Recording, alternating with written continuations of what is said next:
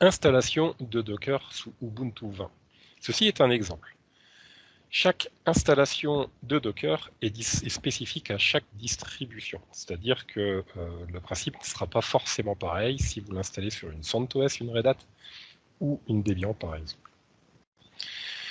Voici le lien à partir duquel vous pourrez donc vous connecter pour obtenir toutes les procédures OS par OS. Vous retrouverez donc la procédure sur macOS, sur Windows, sur les plateformes principales, mais nous avons aussi une prise en charge sur processeur ARM et notamment Raspbian sur Raspberry. Vous avez aussi une distribution Ubuntu en Raspberry compatible ARM. Il existe aussi un script qui est assez facile à utiliser, mais qui n'est pas fiable, par contre, avec toutes les distributions, qui est le get.docker.com, avec, comme vous le voyez, c'est très facile à retenir, hein, get.docker.com, et il vous suffit simplement de copier-coller ces deux commandes sur votre host pour l'installer. Alors, bien sûr, commande SH, nous sommes ici sous Linux. Nous allons voir cette mise en œuvre. Sur une Ubuntu 20, la procédure d'installation peut donc être la suivante. Vous mettez à jour votre repos local, vous installez des prérequis, vous téléchargez le paquet de clés Docker pour votre repos que vous y ajoutez, pour votre repos apt par exemple. Vous ajoutez un lien vers le repos local de Docker, vous mettez le tout à jour, vous consultez l'état des choses, est-ce que Docker CE est disponible, et vous contrôlez que cela correspond bien à la distribution même de Docker, et non pas, car c'est le piège, une installation de Docker via les paquets de votre OS. Sachez que lorsque vous passez directement par les paquets de votre OS, vous n'obtiendrez pas la dernière mise à jour de Docker. Le fait d'installer Docker via le référentiel Docker vous permet d'être toujours à jour. Une fois que Docker est installé, vous pouvez consulter son état d'exécution. Sachez qu'il existe deux distributions de Docker, la version Community Edition, qui est une version gratuite, fonctionnelle mono-host, et il existe également donc la distribution Docker Enterprise Edition, qui elle par contre est payante et beaucoup plus puissante. La version Enterprise Edition vous permet notamment de travailler en mode cluster afin de fournir une répartition de charge, une tolérance de panne dans des cadres de distribution en production en entreprise. Vous pouvez ensuite ajouter un utilisateur non root comme faisant partie du groupe Docker afin de pouvoir piloter celui-ci. Je vais vous faire une démonstration. Alors, nous allons installer Docker sur notre serveur en utilisant ce script d'installation. Nous allons dans un premier temps télécharger ce fichier d'installation officielle getdocker.sh via une commande curl. Nous pouvons voir que ce fichier est ici installé. Je vais exécuter ce script qui va s'occuper donc de tester quelle est la distribution d'OS en cours et en fonction de l'OS, par exemple si c'est de la CentOS, de l'Ubuntu ou autre, va donc exécuter des commandes qui seront spécifiques. J'ai eu l'occasion de remarquer que ce script n'est pas forcément fiable et peut ne pas forcément fonctionner avec toutes les distributions. Si dans tous les cas vous avez un souci, n'oubliez pas que vous avez une procédure officielle dans docs.docker.com/engine/install qui reprend par distribution la méthode. Il suffit assez simplement de faire un copier-coller ou de reprendre ce que j'ai indiqué dans les slides. Ici, par exemple, pour Ubuntu. Voilà, donc c'est relativement rapide. Docker n'est pas une grosse technologie et nous avons donc ici la possibilité de vérifier donc notre installation. Je tape donc la commande docker version, ce qui me permet de contrôler la version du client Docker, donc une version 19.03, et de vérifier notamment si j'ai bien pu me connecter la version du moteur Docker, le démon Docker Engine 19.03. Bien entendu, il est conseillé que les versions client et serveur correspondent. Nous allons maintenant tester notre installation de Docker en lançant un serveur Redis, qui est un cas d'usage assez fréquent. Il faut savoir que généralement, nous allons utiliser donc des services qui seront en démon, qui tourneront en arrière-plan sur les serveurs en production. Nous allons, dans un premier temps, vérifier le fonctionnement de Docker, donc la commande docker version. Voilà. Je peux voir que mon client est fonctionnel et que mon serveur est disponible. Je vais ensuite lancer avec une seule commande mon serveur Redis. Alors, la commande Docker est constituée d'une série de premiers éléments. Je tape simplement Docker et je peux voir que j'ai des commandes de gestion qui sont des catégories.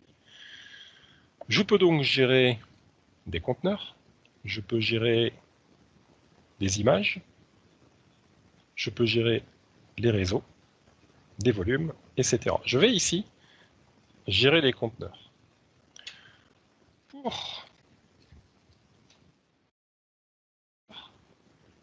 J'ai ici donc des sous-commandes. Par exemple, docker container run, docker container start, stop, etc. En l'occurrence, pour mes conteneurs, je vais exécuter un conteneur run, et pour ma commande run, je vais avoir docker container run -help l'aide, la liste des paramètres pour cette commande run. Si j'exécute par exemple un docker container stop, je vais avoir une série de paramètres différentes. Vous remarquerez qu'avec un docker container run, vous avez énormément de paramètres. Les paramètres essentiels pour nous consistent à lancer le conteneur en mode démon, en arrière-plan, et d'effectuer une redirection de port, car nous le verrons plus tard, nos conteneurs ne sont pas directement accessibles sur le réseau local physique du hôte. Par défaut, les conteneurs sont NATés, se trouvent derrière un réseau NAT, ce qui implique donc une redirection de port entre l'hôte et le conteneur. Ici, le port 6379 sur l'hôte sera redirigé sur le port 6379 du conteneur. Je vais nommer mon conteneur. Vous vous souvenez qu'une image vous permet d'engendrer plusieurs conteneurs, et chaque conteneur doit avoir un nom unique. Ici, je vais lancer, basé sur une image Redis, un conteneur que j'appellerai Redis 1. Allons-y. Docker container run en mode démon. Redirection du port 6379 du hôte vers le port 6379 du conteneur. Je vais nommer mon conteneur Redis 1 et je me base sur l'image Redis. Actuellement, cette image n'a pas encore été utilisée et n'est pas disponible localement sur mon serveur. Elle sera donc dans un premier temps téléchargée depuis le hub Docker par Internet, pour ensuite être utilisée pour exécuter un premier conteneur. Voilà. Il ne trouve pas l'image localement, il la télécharge, il la décompresse et il exécute le conteneur. Vous voyez, c'est extrêmement rapide. Ici, j'obtiens l'identifiant de mon conteneur. chaque conteneur a un identifiant unique. Si je n'avais pas précisé le paramètre name, eh bien, je serais tenu d'utiliser cet identifiant. Alors, il existe aussi les identifiants simplifiés. Docker Container PS me permet d'afficher la liste des conteneurs et vous remarquez cette portion d'identifiant qui est la version simplifiée et la version complète. Pour un humain, on ne va pas travailler avec les identifiants, c'est pour ça que j'ai nommé mon conteneur, ce qui est beaucoup plus convivial. Le fait de nommer mon conteneur me permet, par exemple, de l'arrêter, ce que je vais faire ensuite.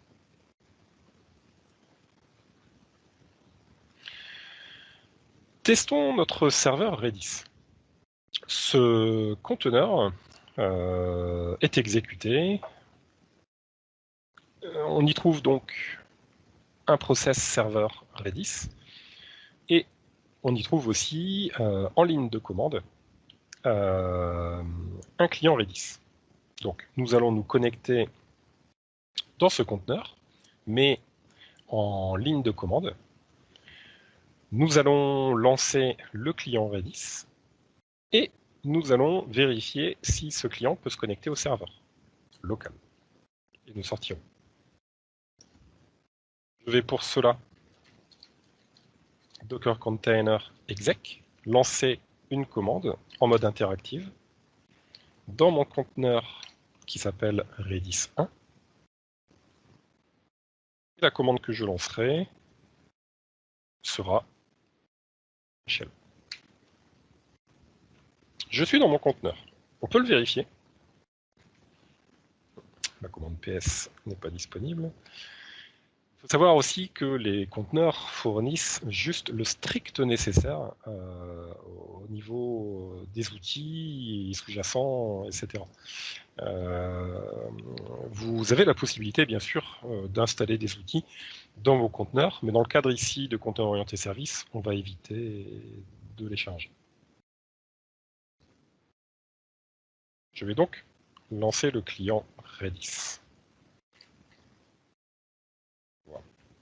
Je suis, il me semble, connecté sur le serveur local sur le port 6379 et je teste mon serveur qui me répond ping pong. Et voilà. Cela me permet de vérifier que mon conteneur orienté service exécuté sous forme de démon sur le hôte est bien fonctionnel, ce qui est parfait.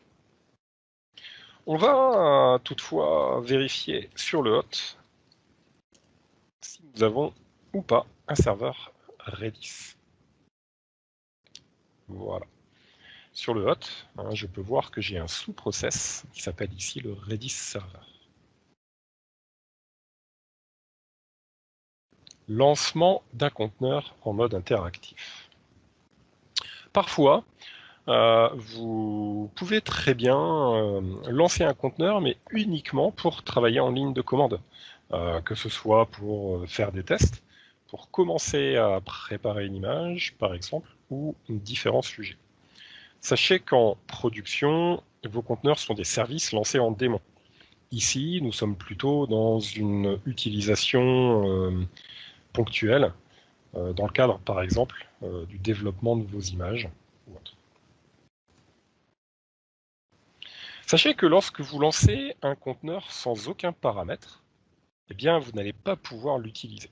Par exemple, Docker Container Run Ubuntu me permet de lancer un conteneur basé sur une image Ubuntu qu'il ne trouve pas localement, qu'il télécharge et qu'il exécute. Mais comme vous pouvez remarquer, je reste sur mon hôte. Est-ce que mon conteneur tourne? Docker Container PS pour afficher les conteneurs. Et vous voyez que j'ai toujours uniquement mon Redis. Je peux afficher tous les conteneurs et je peux voir que mon image Ubuntu est terminée depuis 21 secondes. C'est-à-dire que mon conteneur a été exécuté et est sorti tout de suite. Ce qui s'est passé, c'est que la commande par défaut, bash, n'a pas vu de console et est donc sortie tout de suite. Ce faire, vous allez d'une part indiquer la commande que vous souhaitez exécuter, par exemple bash, mais également rajouter la demande de création d'un télétype et d'un mode interactif. On va toujours conjointement rajouter le paramètre i et t, interactif, télétype. Pour obtenir docker container run -it ou -i-t, votre image, votre commande. Allons-y. Je reprends donc mon exécution d'un Ubuntu en interactif télétype ou interactif télétype. Voilà. Seul paramètre. Et voilà. Vous pouvez remarquer que je suis bien connecté en route dans mon ID de conteneur. Et à partir de là, vous pouvez faire tout ce que vous voulez. J'en profite en même temps pour vous montrer l'isolation. Vous remarquez ici le file system à l'intérieur de mon conteneur. Et lorsque j'en sors, le file system sur mon hôte, qui est, vous le voyez, très différent.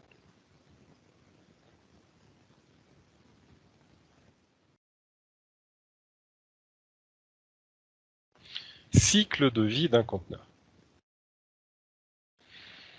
Les conteneurs ont pour chacun leur cycle de vie. Vous retrouvez ici la commande associée à Docker Container. Docker Container Create, Docker Container Start, Docker Container Run, etc.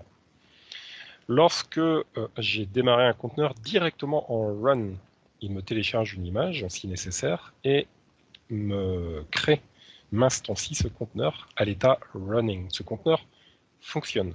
Il fonctionnera tant que le process de ce conteneur tournera. Par exemple, un serveur Redis et un shell bash. Lorsque ce process s'arrête ou lorsque vous arrêtez le process, par exemple avec un Docker Container Stop, eh bien votre conteneur passera à l'état stopped. C'est quelque chose que vous pouvez voir notamment avec plus ou moins l'état status, up, exited par exemple, etc. Il existe des commandes d'inspection également. Vous avez ensuite la possibilité de redémarrer votre conteneur avec un Docker Container Start. Et donc, le process sera redémarré. Vous avez la possibilité de figer le process, de lui allouer 0 cycle CPU, c'est-à-dire qu'il va rester en mémoire, mais plus rien ne tournera. Docker Container Pause et de le reprendre unpause. Vous avez ensuite la possibilité d'arrêter et de supprimer votre conteneur, car votre conteneur consommant des fichiers sur votre host, vous souhaitez simplement le purger, le faire disparaître, et auquel cas il passe à l'état deleted, non récupérable.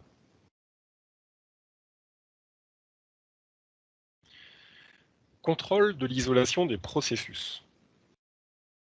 Nous allons voir une démonstration qui va vous permettre de comprendre que vos ressources dans vos conteneurs sont inaccessibles entre elles. Alors, il faut savoir que Docker n'a pas été conçu dans un souci de sécurité absolue, comme on va le retrouver dans la virtualisation, avec une étanchéité complète entre les machines virtuelles. Ici, sous Docker, et notamment avec les namespaces Linux, c'est une isolation des ressources au niveau du noyau, que ce soit la mémoire, les fichiers, les processus, le réseau. Toutefois, par exemple, un processus dans un conteneur, pour ce type de ressources, ne sera pas visible dans un autre conteneur. Et c'est ce que je vais vous montrer. qu'il faut savoir également, c'est que les processus qui tournent dans vos conteneurs ne sont pas visibles du point de vue du host. Afin de vérifier l'isolation des processus, cela pourrait être plus compliqué au niveau du réseau et de la mémoire. C'est pour cela que je vais utiliser cette démonstration-ci. On peut utiliser la commande PS. Donc, le principe, c'est de vous montrer le contenu d'un processus dans un premier conteneur et ce que l'on verra dans un autre conteneur. Voilà, j'ai ici deux fenêtres qui vont me permettre de me connecter à deux conteneurs distincts. Je vais Docker Container Run en interactif, lancer ici un Ubuntu que je vais appeler U1.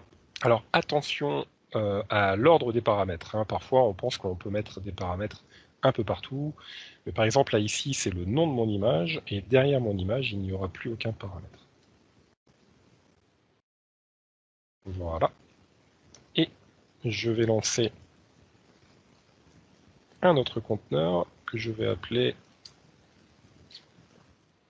U2 en interactif.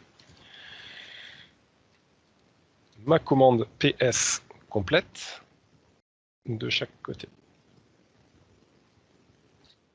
Alors, ce que l'on peut remarquer, j'ai ici un process ID qui est 1/bin/bash. Alors, on a l'habitude, lorsque l'on utilise donc des conteneurs, que l'ID même de ce processus, le 1, correspond au tout premier qui a été démarré, et notamment sur un hôte, vous allez retrouver, donc ps-fox-pipe-more, le PID1 qui correspondrait à un process init, par exemple. Voilà. Qui initialise votre hôte.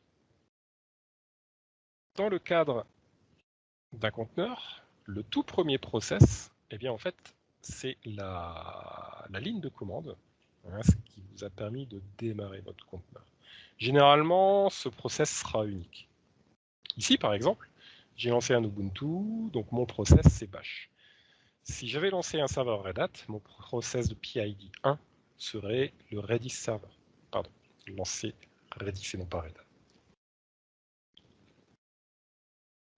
Dans un autre conteneur, je retrouve le même PID, mais ce sont deux conteneurs distincts, avec chacun leur propre PID, et qui sont inaccessibles. Je peux par exemple lancer une mise à jour de mon Ubuntu. Par exemple, lancer une installation de Python, et je suis bloqué dans ce conteneur. La question est, depuis mon autre conteneur, est-ce que je vois ce process en cours? Eh bien non, c'est complètement isolé. Voilà. Cela vous permet de voir que tous les process qui s'exécutent dans un conteneur ne sont pas du tout visibles dans un autre, que nous avons l'impression qu'ils sont identiques, mais ce n'est pas du tout le cas.